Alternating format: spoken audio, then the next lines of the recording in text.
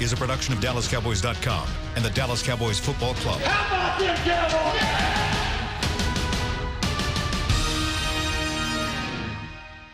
This is Talkin' Cowboys. Streaming live from the Dallas Cowboys World Headquarters at the Star in Frisco. Handoff, Elliott plowing to the goal line. Barry, sacked by Lord. Prescott keeps it, and he bangs it in for the touchdown. Here are Mickey Spagnola, Brian Broaddus, Rob Phillips, and Bill Jones. And welcome into Talkin' Cowboys live from the Star in Frisco. Rob Phillips in for Bill Jones in the hosting chair. Mickey Spagnola, Brian Broaddus, Caden Gates producing next door, and preseason in the books. I feel like we just were with each other. About 6 hours ago. Yeah, absolutely. We were navigating the parking lot. Yes. Putting a bow on this preseason. 17-15, Cowboys lose to the Tampa Bay Bucks. I think that puts them at 2-2. If only they could have made that two-point conversion, we might have still been at the stadium. Almost had it. Jalen Guyton put him in position. How about that from Jalen Guyton? Yeah. Needed more of that from Jalen Guyton. Yeah. You know, that was Jalen Guyton, OTAs, minicamp, and it just, from that, I mean, everything you want from Jalen Guyton in one play. Ability to, snatch the ball, make a guy miss, make another guy miss, get to the end of the run, stiff arm a guy to get in the end zone. That's the Jalen Guyton that we kind of thought was going to be a guy that put himself in position, but I just don't think it is what it is for him. But we'll see what happens with these waivers too. Got to have consistency over the entire camp, right? Yep. Especially if you're a rookie, and we'll get into that. Especially what happened in the game. Anything of note? I know that you didn't take a whole lot from it based on your 105.3 The Fan segment a few minutes ago. You want to show my notes from the game right here? They're not long. Did you take the night off? It's only 2.5 pages. Yeah. Usually I just mark watch every game, every play down. Yeah. Yeah, I just kind of watched, and I was waiting for somebody to do something for me. And Guys made plays. I mean, yeah, I know, but they were making plays against guys that aren't going to be in the league. Okay. Did you feel like guys? Was there any guys that you were expecting to make plays that you kind of had? Because we were trying to play it out as like the game of the scouts where you evaluate. But a Jordan Chun help you with anything? I know he gets a rib injury, then they get Donovan Wilson gets hurt, and then all of a sudden now you're sitting there, you're thinking like, okay, just let this game be over with. Yeah, no, absolutely. And I think C.J. Goodwin playing free safety, and like he's lined up in Richardson. You've got Ryan Juracek playing tight end because they don't have any tight ends. Sure. Well, you realize if you take away the punter, kicker / sure, the deep snapper, and Chris Jones only held. Right. They only played 33 guys. Yeah. Take those 3 away. It was 36.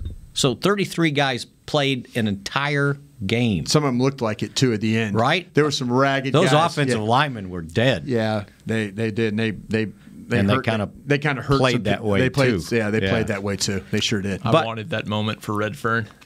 Have a chance for the winning kick. Didn't happen. Yeah. Go ahead. Oh, that's right. Because last drive, they could have. Yeah, they could have if they got because they were close, right? They had to drive. They were within 60 yards, I think. They kept getting penalties, and then they got 3 false starts. Yeah, it was the Torrin Tucker moment all over again. Right. Hey, but some of those guys, I think what they accomplished though is play themselves onto the practice squad. Yeah, I think that's really kind of what you're looking at right now when you're talking about the Guytons and the John Bay John. Now we don't know how serious. I don't know, Mickey. If you talk, I don't know, but it looked like a serious shoulder. A lot of guys got hurt in this game. Well, that's what I'm saying though, because John Bay Johnson would have been a guy you would have probably tried to get through to the waivers, and now you're probably going to have to waive him injured, which means he would revert to your IR, which means he's completely done for the season. If that's the case. But you would keep his rights. But you keep his rights for another year, and that is very similar to what we saw with Cedric Wilson last year. Good point. And point. It's safer there than on the practice squad because the practice squad, somebody can come and get poached. But you're on IR, you're on IR. That's it. So, yeah, I think somebody like that, and maybe Guyton. Daniel Wise, he may have his hand up for the roster. I don't know, but if it's too crowded. Boy, that's a good point because to me, Daniel Wise, he's flashed times of being really good. And again, now Mickey will tell you that, hey, he was going against guys that probably aren't going to make. But I think I think with a lot of these guys, inconsistency is going to get a lot of them. Right. Where guys like with the Cedric Wilsons and the Devin Smiths and those guys, they were consistent throughout. Donovan Wilson, consistent throughout. You just try and think of the guys that have a chance to make this roster. They were the consistent guys. The guys that were up and down are the ones Mickey is talking about as practice squad guys, and rightfully so. Like a John Vay, who has flashed at times, but in the games, and he had a nice first half last night, but there have been other guys at receiver that have been more consistent. That's just the reality of it. I mean, there's the reality of it is that I always believe this, that these players cut themselves. If you don't perform well enough.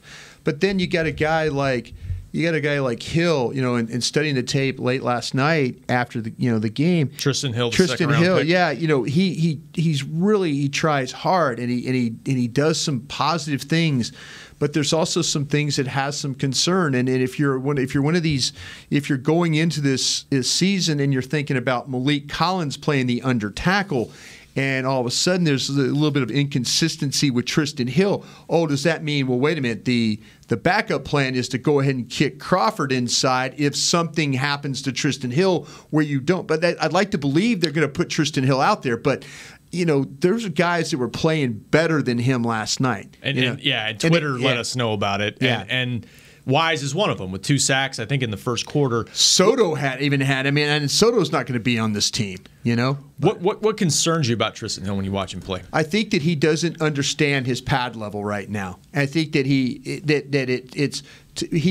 when you see everybody else firing off the ball, and there's really not a lot of power to his game. I thought there was going to be more power to the way he plays, but you watch all the defensive linemen come off the ball, and when they get in, even Wise, when those guys get into blocks, their guys move. And with Tristan Hill, it tends to stop. His momentum stops. And I'm okay with the effort and and chasing the ball. I mean, he's one of the best when it comes to balls downfield. He turns, runs. You got to like that about him. But I just worry about, is there enough quickness there right now, and is there enough power? And that when you lack both, I think that puts you at risk as when you're saying, okay, under tackle is an up the field, attack the gap, hit the gap, go, be disruptive guy. So what about this question? If you're going to put a quarterback on the practice squad, which one are you putting there? Well, do you count Taron Christian as a quarterback? Well, I think they will. I think they're going to count on him as a jack of all trades. Whatever he's going to learn how to play safety with cards. He's going to do a lot of things for you. Jamel Showers. Exactly. That's exactly. My point is, could you keep him and Mike White on the practice squad if you went that route and both were cleared? This is going to sound crazy, and is struggly as Mike White has looked for 2 years.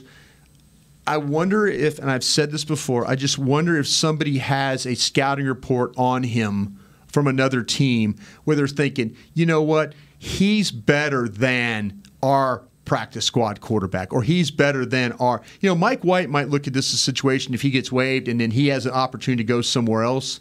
And he might say, you know what? This is a dead end. I don't see a future here. Yeah. I need to go on. And, even though the Cowboys want to bring me back, I don't feel good about my situation here. Well, that's a good point, because he was a 5th-round pick. There might be a team out there that 2 years he's been here now. Yeah, but there might be somebody out there that said, hey, well, we had a 3rd-round grade on this guy. But that's what I'm saying.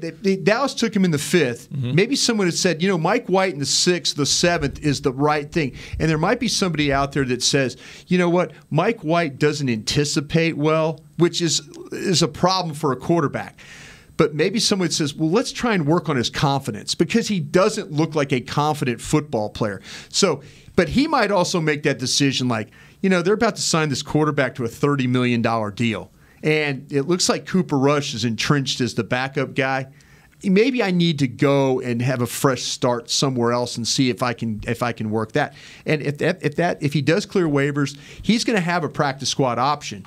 But will it be here or will it be with another team? And like I said, someone else could claim him just off their college reports, that they feel like, you know what, he is better than the guy we're keeping as our 3rd quarterback right now. And we'd rather develop him than this guy that we think that we're just keeping because we want to have a 3rd quarterback. Yeah, what about Tampa Bay? Their guys didn't exactly. The Colts are in I mean, I just think about Andrew Luck. The Colts are going to be in the quarterback market. They are. They're not. They worked out guys, but they're not going to panic about it. But they're going to have to look at all the quarterbacks that are released. I'm sure they'll rank them 1 to how many ever. And if Mike White's in the top 3, maybe they'll make a claim there. Or they might have to fight somebody else to make that claim. Their backup was injured, right? They were going to bring in Osweiler for a look or something. Right, yeah, so, yeah. Well, I mean, Buccaneers lost their guy, Gabbert. Yeah, Gabbert hurt his wrist last week diving for a first down. So those two guys that they played, that Griffin or Testaverde, yeah, exactly. I mean, I think Griffin will be the backup there to Winston. But if they're going to carry a third guy, is Mike White better than Vincent Testaverde? I think so. I would say so. You still think he gets caught up in the numbers crunch here? I do. I mean, last night he got to start and play a good chunk of the game under duress for much of the night. But he had some pocket throws. He did. He had some pocket throws. The pocket awareness on the fumble was just really poor on his part. Again, Jake Campos, and now the Jake Campos experiment has gone, I don't call it experiment, but it's gone 2 years now. Practice squad last year. I haven't seen real improvement there. I'm willing to give these other guys, an opportunity. Knight, also Hyatt. Yeah, okay, I'm in for that. That might be a position that I look at maybe claiming a tackle. I know Mickey has said this from the word go, and I buy it in. They need to do something at offensive tackle just to make sure that they're taking care of at that spot. They can feel good about Cam Fleming all they want, and Cam Fleming played well against the Saints and the Eagles last year. But overall, I'm not totally sold on Cam Fleming being that guy. But the problem at this late date is if no one has an excess of offensive line. No, and backup type guys. Steven told us 2 days ago at the kickoff luncheon that they've gotten calls from teams about their offensive linemen and their defensive linemen. Who would they want? I think they would like, and the name I'm hearing, Mickey, in circles around the National Football League is Redmond, and I'm only saying that Redmond as a guard and center, that people are looking at him as a suitable backup, to carry to the game. I mean, Suafilo is going to make this team. Looney's going to make this team. McGovern could very well be a on one day, off the next, and we'll see in 8 weeks. I think that's how that works. Minimum for the IR, yes. Yeah. So, yes. I would kind of keep an eye on how this all plays out. But the name in NFL circles, Mickey, that I'm hearing is Redmond is a guy that people are calling about. Let him go. Okay. Because what is he going to be, the ninth guy here? Well, that's what I'm saying. The ninth guy to me right now is going to be McGovern. If he's on, because you got your 5 starters, and then he'll be the ninth guy for right now. But they're going to have to. This is why I think they're going to have to play a little hocus pocus with their roster with Alfred Morris. I don't think you better do that. Well, okay, this is where I'm thinking. No, explain what you vested veteran. Yeah, I understand. But do you think Alfred Morris would walk on you? Who is the odd man out when Zeke shows up? See, that it could be Alfred Morris. Right, and you better give him an assurance that it's not Alfred Morris, because there are other teams out there, Houston, need running backs. Right. They could say, we want you. Right. And they very well could. I'm banking on the fact that Alfred Morris, I'm going to try and work a deal with Alfred Morris. What you're saying is, he's a vested veteran. If you let him go at final cuts, he wouldn't go through waivers. He's not subjected to waivers. Right. He's not subjected. But he's got to look out for his future. No, he does. He does. And the thing about it is, though, you're going to bring him back. Now, if Zeke does report, then you're right. Houston, New Orleans, these places he could surely go. But if that doesn't happen beforehand, to get him to turn somebody else down after you waive him, you're going to have to give him some guarantees. You're guaranteeing that he's coming back. But what if somebody gives him an offer and they need him as the lead backup? I'm betting on the fact that when he went to San Francisco, that his family stayed here. His kids stayed here. They stayed in school. The family wanted to be here. He had a chance to go to New Orleans. But I understand that. But what if he's out of a job all of a sudden? Well, he's going to be out of a job for 2 days. No, I mean permanently once Zeke gets here. Well, then he can go. then he could go and leave. He's free to do that. I understand, but you're what saying if, by then maybe there's not any chairs anywhere else for him to sit and have a role somewhere else. I just think that's taking a chance on his part. I agree with what you're saying. Yeah. It's a great savvy move, but for him to just say, okay, I'm here with you, and then you cut me after 2 weeks, and then somebody going to pick me up when I might have turned something down. And I'm not saying someone's going to come and get him. Right. But if they do, that's not the same as Kellen Moore. It's risky, but you have to. You would only make this deal if you had insurance, like Mickey's talking about. If you told him, like, okay, Alfred, this is our plan. This is what we would like to do. If Alfred Morris doesn't agree to that, you could do it with Jason Witten. You could do it with anybody, any vested veteran you wanted that you have on the roster. But it's a move that you could think about. That's all I'm saying. You just need to do it with somebody that's assured of coming back. That's coming back, absolutely. Because you're not going to get rid of him when Zeke shows up or when somebody else shows up. When Robert Quinn shows up, then I'm going to cut another defensive end that I played that game with. Right. That's why I think that you would have to. Because look, he only got like the $90,000 sign-in bonus. Yeah. So there's, from a contract standpoint, and he's on the veteran exception. So somebody can say, well, we'll give you $1.2 million. Right. So you got to be careful there. All right, let's take our first break. Periscope open. Brian's going through those. If you got questions, we'll take them from there. And we'll get more into the 53-man roster. Cuts need to be made, I believe, by Saturday at 3 p.m. Saturday Central. at 3 p.m. Right. Mm-hmm. So we'll be monitoring that. And when we come back, Zeke Watch continues. Could he miss September 8th, the season opener? Could he miss more than the September 8th season opener? That's next on Talkin' Cowboys. Your new apartment's big. Such a great deal. It's okay. Just okay? What's not too... Right above the subway! Well, I bet you don't even notice it after the... That's my neighbor, Angus. A deal that's just okay is not okay.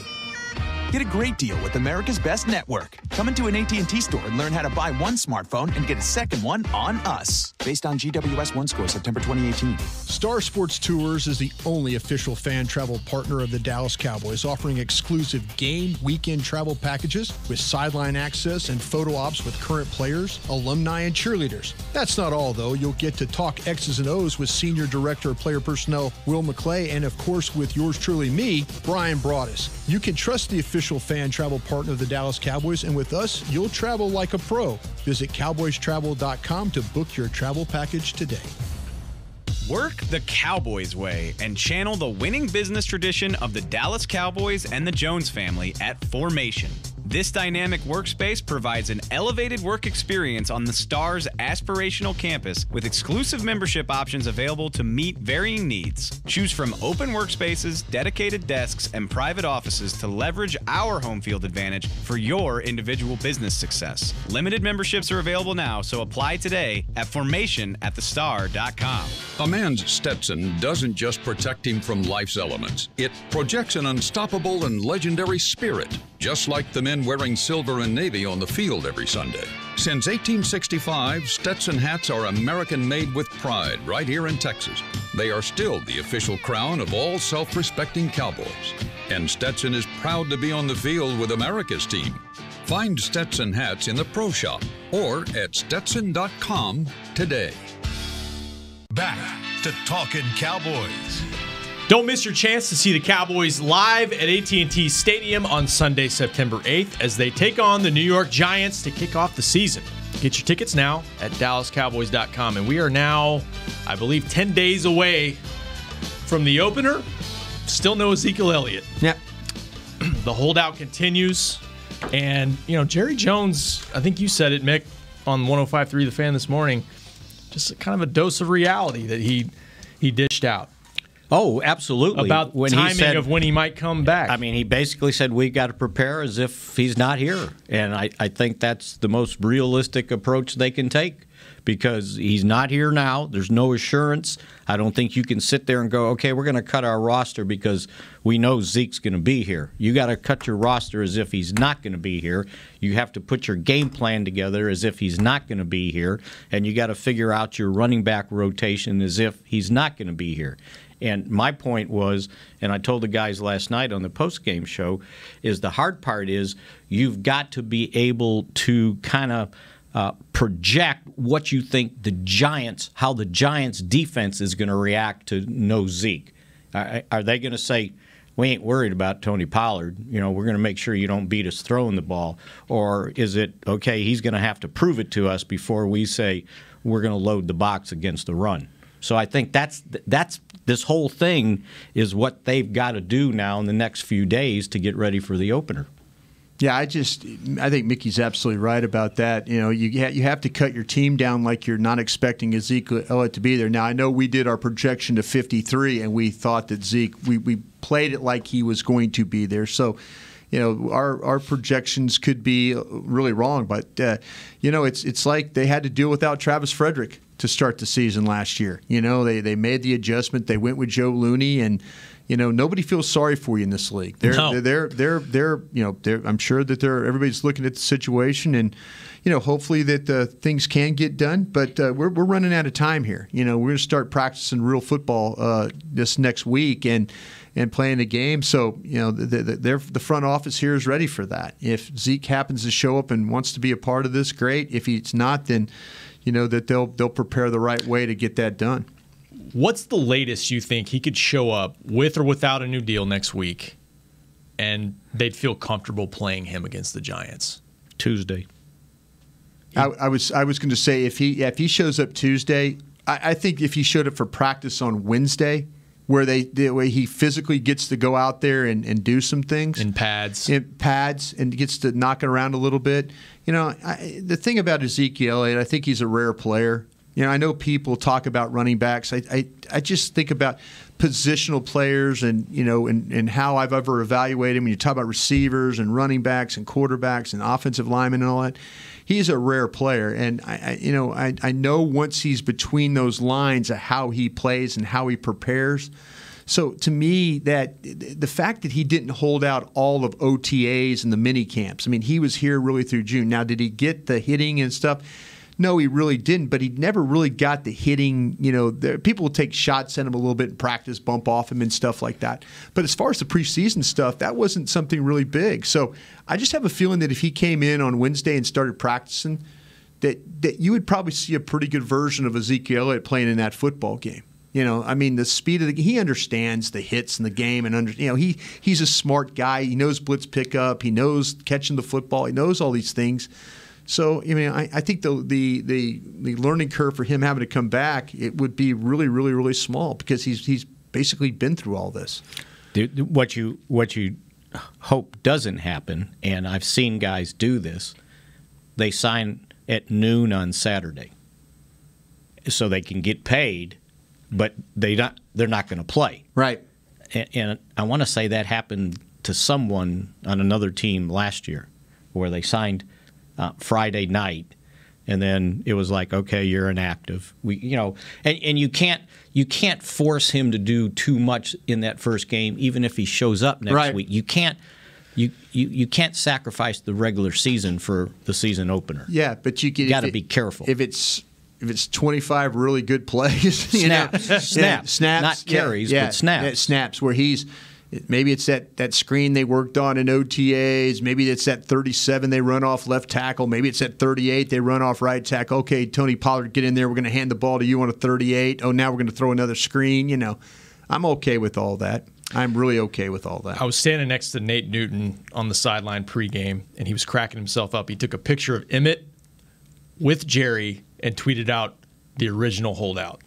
And Craig cracked himself up because he was there for that, and you had Emmett with Lindsay on the pregame show. And Evan made sure to point out that his wasn't a holdout. They were negotiating a contract. Yeah. And he wasn't holding out. They just couldn't come to terms.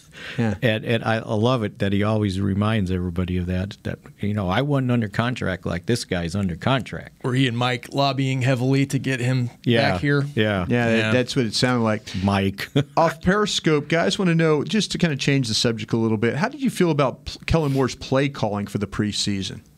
I'm not asking you to give a grade, but how did you feel about him? And you could take the fourth game out of it. Yeah. But overall, look at the drives that they had with the ones. for those 3 games that we saw? I mean, I don't know that I sat there and go, what was that? Yeah. You know? And I think people better get ready for it, that when they get into the red zone or they get inside the 10-yard line, his priority is going to be to run the football. And he thinks they can run the football. And he's not going to give up on it. So I think folks might be thinking they're going to get some exotic plays out there. It was what, Skywar plays? Sky Wars. Yeah. So yeah, I didn't see. I didn't see a noticeable difference one way or another. You can see it in the formations. You can see what he's doing with the fullback. You can see the motion. But from the plays they actually call, I didn't see anything that I said, oh, that's Kellen Moore.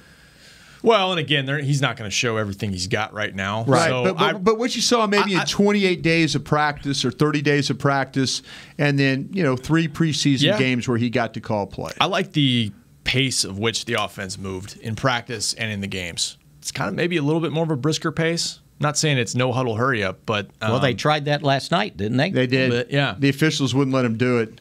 The officials one time kind of jumped in there on him. So why is that?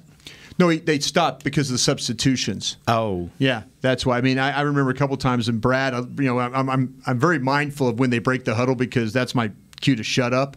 But when they go no huddle, I have to immediately shut up. So it was a couple of times, and then you saw the umpire, jump in there and kind of keep them from playing with a little pace. So, anything else stand out from Jerry last night? Jerry talked to the umpire before the game. Did he really? When he was I can't remember if he was waiting to come on with us in the pregame show. So it was the umpire 115. Yeah. And he was talking to him, and when he said something, I said, "So did you tell the umpire don't act like the umpire last week and throw a flag on every play?"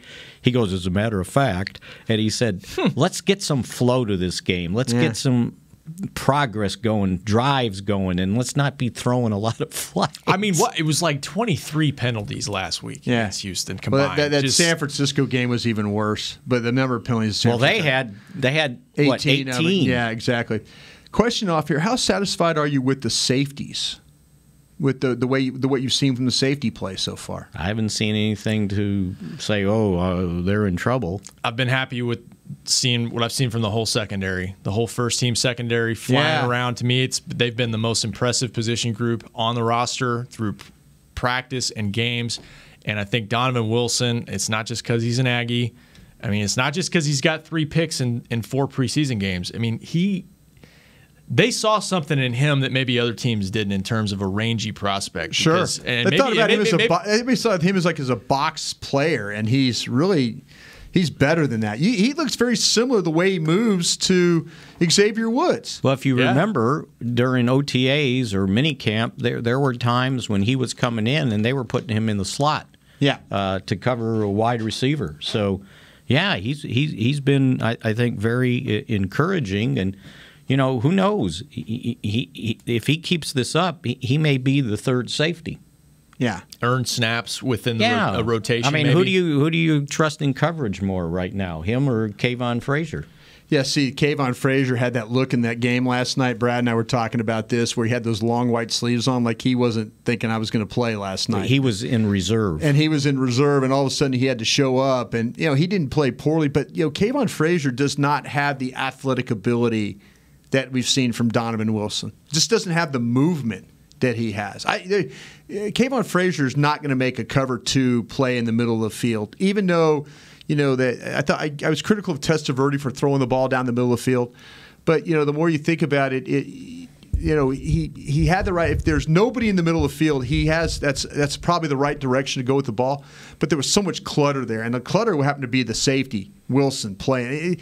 I was talking to a coach after the game about him, and he's like, have you ever been around a player that the ball just gravitates towards him? And the player that reminded me, and this is going to sound terrible because he's not young, the guy's in jail right now, is Darren Sharper in Green Bay.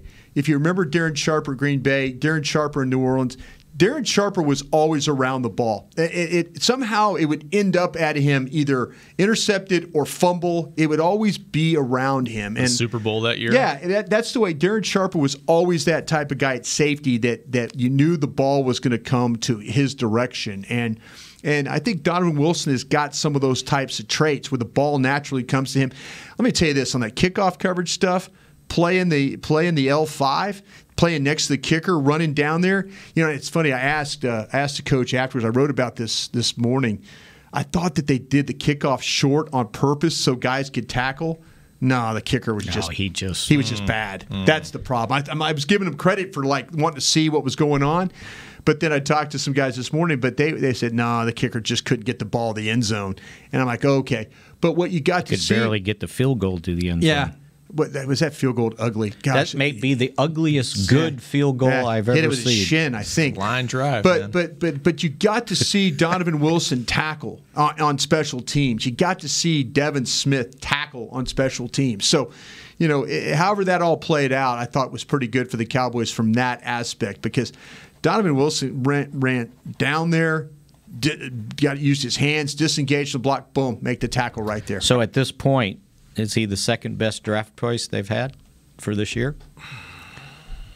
Could be the second most productive. He is the second most productive. Well, if you look at him, Pollard, Pollard and him? Yes, exactly. Yeah. So fourth and sixth. Yeah. Somebody asked a question if the roster is so deep that you're going to have guys, these rookies, what they call redshirt, and if redshirting is they sit out really the entire year, they're inactive and stuff like that. But McGovern could be just because of injury. We'll see how serious what they need to do with that injury. Tristan Hill is going to be a rotational guy until he proves he can't be a rotational guy. Until he hurts him. Until he becomes a liability at tackle. And no, he's not Taco and stuff like that. But he is a guy that will get an opportunity, and if they have to move some guys around.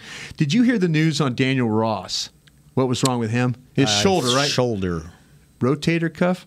Maybe. That's another guy in position to maybe make this team. That's what I'm saying, though. If you got to rotate, that sounds like to me an IR. That's a surgery and goodbye is what that is. Because I thought there wouldn't he was supposed to play. Because when I saw him being held out, it's like, okay, he's not good enough to hold out. Right. Something's up. Right, yeah. I'm hearing the and I didn't get a straight answer on it. But yeah, I think it's a rotator cuff problem there, so we need to kind of keep an eye on that. All right, let's take our final break. We come back. Hey, more of Periscope from you guys, and I got a couple more names on the roster that may have helped themselves in this 53-man battle next. It can be hard to find the right resource for learning about important financial matters. You search how to build savings, you end up reading about the one weird ingredient from supermarkets that can make you taller.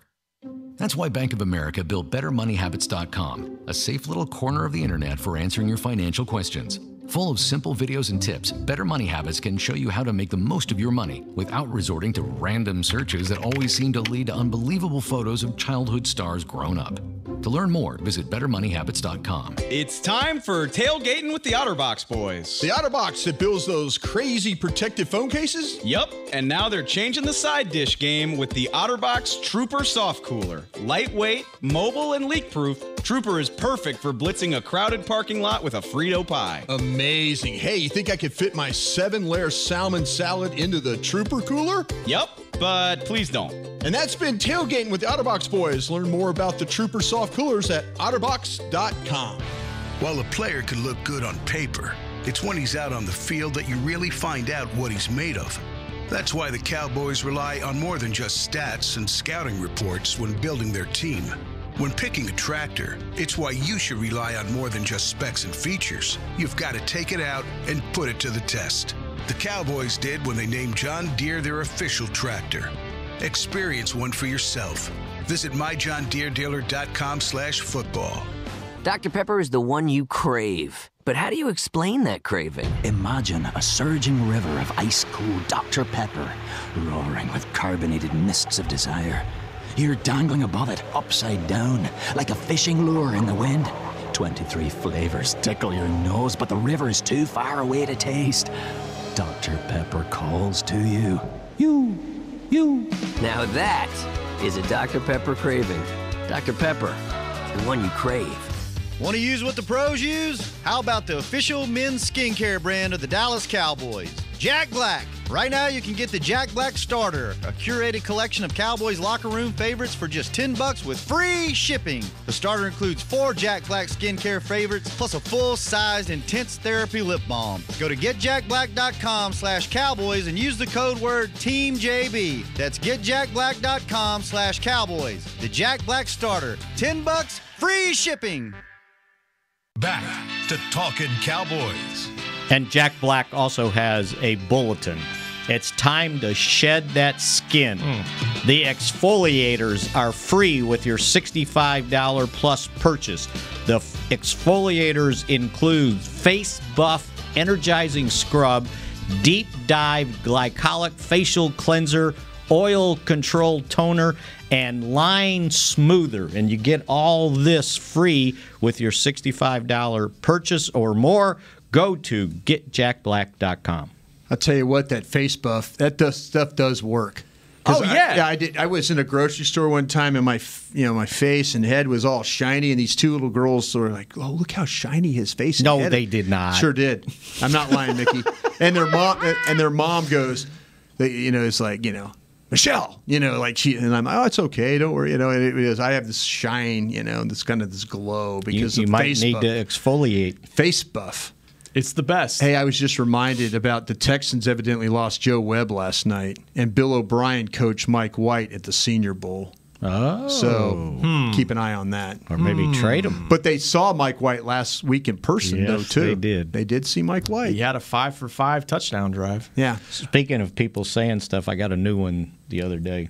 Saying stuff? You know how people see you and they go, "Oh, you've covered the Cowboys so long." I remember, listening to you with my father or, whatever. Yeah. This guy told me, he goes, "Yeah, you've been doing this a long time. I remember listening to you with my grandfather." I said, "Okay, that's enough." Yeah. That's enough. Hey, enough. I felt old last night watching Vincent Testaverde slinging around. How about out there. that? My first full season was Vinny Testaverde was this quarterback of this football team. I think Vinny was there last night. Was he? Yeah. Well, it's good you got to see his son play then. Yeah. Yeah. All right. Couple names here that I got for you guys. There you go. Could they have entered the conversation on the 53 if not the practice squad? Donovan Olumba.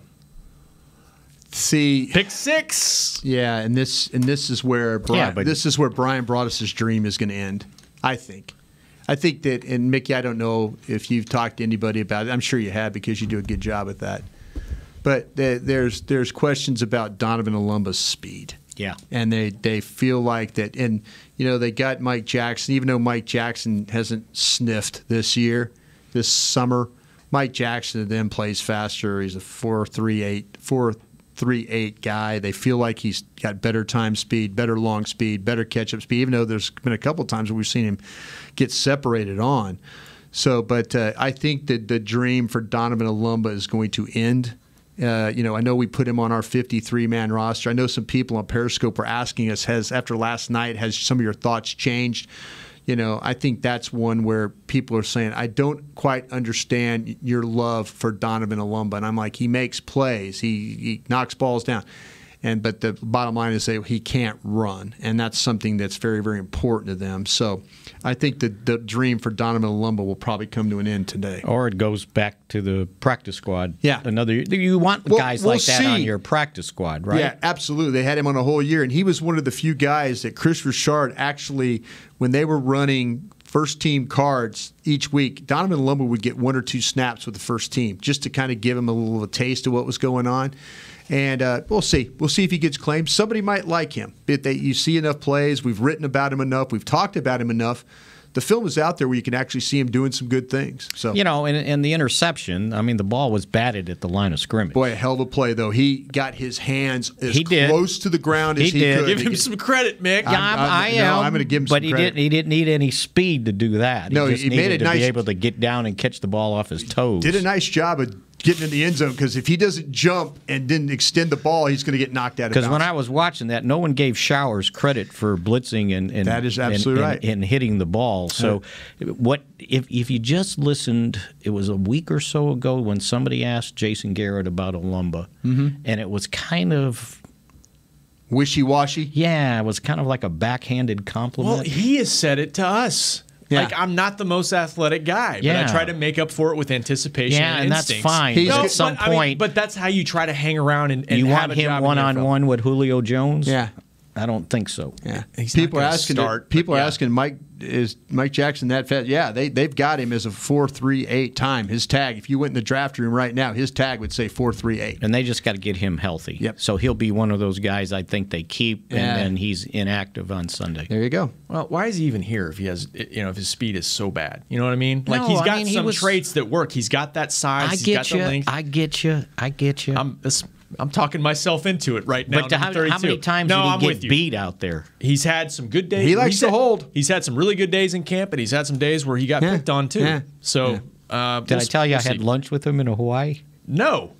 How was that conversation? I was sitting at a place, and next thing I looked over, and there was a bar stool next to me, and he came in and sat down. And what'd you guys talk about? It was not. I interviewed very him. deep. Let's put it that way. Yeah, I interviewed him. Talk to Mickey. Yeah, he could have too. But he's so quiet. Yeah, he is. He's very measured with his words. Yeah. What other names you got? I know you got more names. I got one more. Okay. Justin Phillips. 11 tackles again last night. Sure. Led this team in tackles in preseason. Gotcha. Played every snap on all special teams and all the decent defensive snaps. They cut this guy once in June. They brought him back after they cut Larry Allen Jr. He's been productive. Luke Gifford did enough seemingly in one preseason game to get on the roster, at least depending on the injury that he's got. I'm hearing that it's less weeks than we initially thought. Even though he's been in a boot, Gifford? Yes. So if that's the case, they're going to carry him. Their intention, not good for Justin Phillips. Their intention when he first got hurt was to carry him. Yeah. And so I don't know if it changes or Justin Phillips changes their mind, but they really like. Let me ask you this. Gifford. Can I just one thing? Okay, I'm just going. You mentioned Donovan Wilson always around the ball. That's what I see from Phillips at the linebacker position. I'm not disagreeing with you. Pass deflections. He just, he's not the biggest linebacker, but there's some questions. A couple of angles he took, he'd probably like to have back. But you're right. He was in every single tackle. Him and Nate Hall were in every single tackle last night, and they're always around the ball. Nate Hall too. The thing that I think is going to. What's amazing is if Luke Gifford was healthy, would he have had the season or the preseason like we saw from Justin Phillips? Because to me, he looked like Sean Lee out there in the opener. Okay, that's what I'm saying. If Justin Phillips had if Luke Gifford has the same type of games that Justin Phillips has, we'd be like, oh my gosh, through the roof. But here is Luke Gifford. He is going to make this football team basically off some practices and one game. If you look at it, where Justin Phillips, he played 4 really good games. The Rams game, he didn't have 11 tackles, but he was again around the ball. I mean, if you're a scout from another team watching and you're going, okay, what's his problem again? Why did you, as college scouts, not like this guy? Because you can make a reel. You can watch. Jerry Jones might watch a 15 or 20 play reel on a guy if they're trying to sell him. And you could find 20 plays of this guy and go, well, man, he's better than our 7th guy or better than our 6th guy. I think he earned a practice squad spot. If he clears. If he clears. He clears. And there had to be March Lillard making it. Would you change that out now and put It's Justin March, by the way, kid. Yeah, Justin March. Yep. Would you put Justin Phillips instead? Would you switch him out?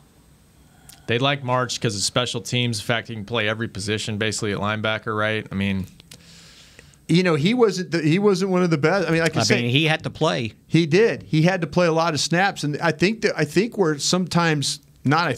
I know he's a liability in coverage at times. Yes, he is. He really is. And as a downhill forward player, you're all right with him, but when you put him in coverage, there are problems there. But he's a special teams guy. We keep talking about how many special teams guys are they going to have. I keep that argument. Of 46, we're going to have to 5 special teams guys. Well, that's to make up for the fact that Van Der Esch doesn't play special teams, Jalen Smith doesn't play special teams, Sean Lee. Will Sean Lee play any? Yeah, exactly. Yeah. You're down. Okay, 46 guys. You're not going to have a third quarterback, so you're really. you're looking at a situation where you have a lot of guys that don't play special teams, so maybe you have to have all these guys. We got to wrap it up. No, what's that time already? It's the 45 mark, and the break is hovering outside. All right, 17-15 the final. Don't let them intimidate you. Preseason's in the books. Cowboys got to cut it down this weekend. Stay tuned to DallasCowboys.com. We'll be back next week on Talkin' Cowboys. Thanks for joining us. This has been a production of DallasCowboys.com and the Dallas Cowboys Football Club. How about this, Cowboys?